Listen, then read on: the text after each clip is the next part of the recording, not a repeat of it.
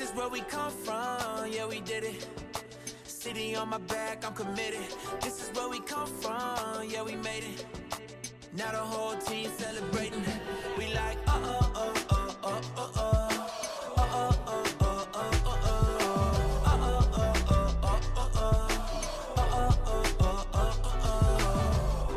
Don't mistake the new me for the old me. They can't stop me now, I'm with the home team. No beginner, I'm a winner. Took a couple losses, now I'm cooking, let me simmer. Yeah, tunnel vision, all I see is win, win, win, win. This my city section where you been. We move faster alone, but go further together. We can weather any weather forever. A dream team, I done seen things. Confidence is on 100,000. I got family for miles, running up the mileage. Made it through some trials and some tribulations. Now me and the team out here celebrating, yeah. This is where we come from, yeah, we did it. City on my back, I'm committed. This is where we come from, yeah, we made it. Now the whole team celebrating. We like,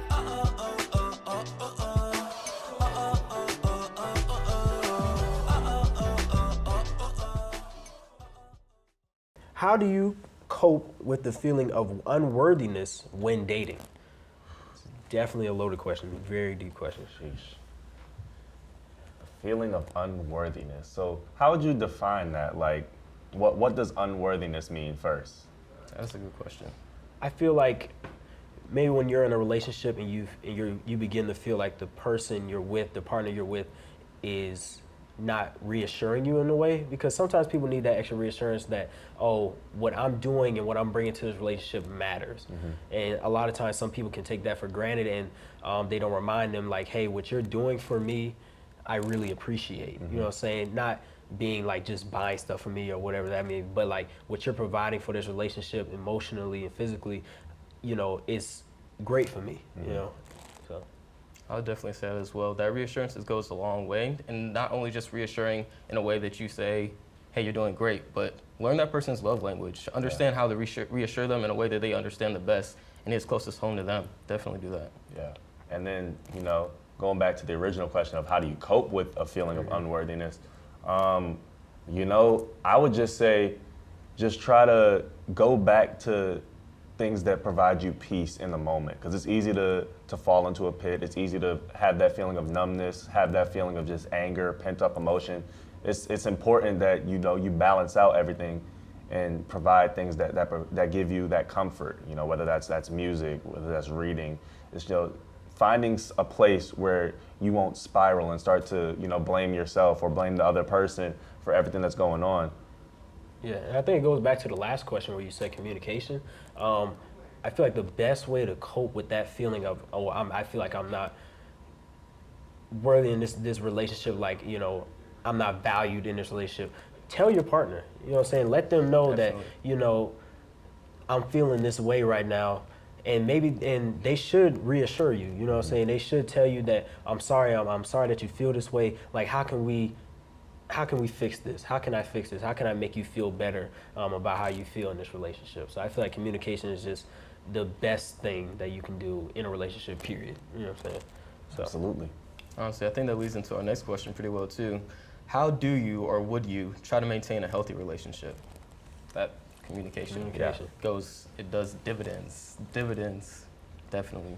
Definitely, I would say also enjoy the little moments. I feel like a lot of people can get wrapped up in this world, like maybe your cell phone or whatever it may be, but when you're with each other, I would say, like, put the phones down, you know, give all of your attention to your partner, like have some deep conversations, you know, so it doesn't have to be always we're going out doing this. Like you mentioned earlier, just sitting in the car, having some deep conversations with them, really, you know, what's going on with you? Like, let me know, like, how's the relationship with you? Like, you know, what's going on right now? Just keeping that healthy communication and giving your all into the relationship at all times. Yeah. And then, like, for me personally, I'd say that one of the most underrated parts of keeping a healthy relationship is turning me moments into we moments. And, you know, for me personally, I would say, like, for me and my girlfriend, like, I'm a big wrestling fan. I'm a big WWE fan. So she has, like, taken the effort to watch wrestling with me. She gave me tickets to a wrestling event. We went to that together. We enjoyed that moment. And she's really into like Criminal Minds, these crime shows, crime podcasts. I take my time. I listen to those with her. I watch those with her.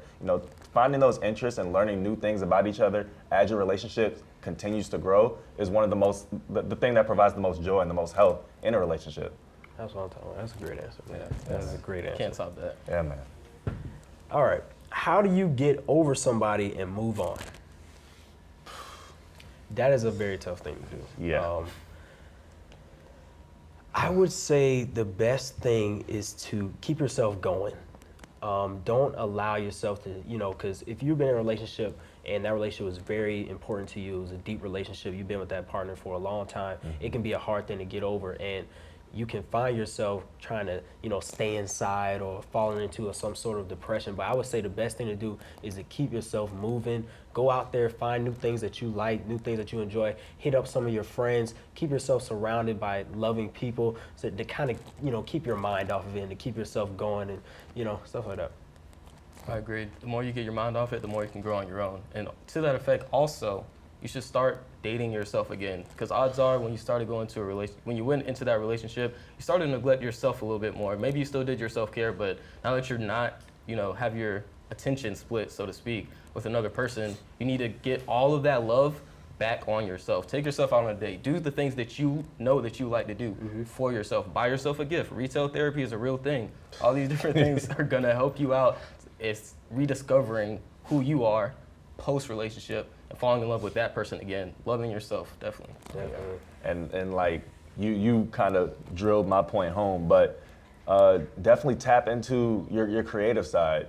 Find a way to provide yourself an outlet, journal, make music, write poetry, take up an art, read books. Like, you can do stuff that provides you an outlet if you're feeling a certain way, like post-breakup. And, it's all about keeping yourself stable, keeping yourself healthy, and loving yourself at the end of it. Definitely. And kind of moving on to our next question, what is some advice that we would give someone that's looking for that special someone in their life?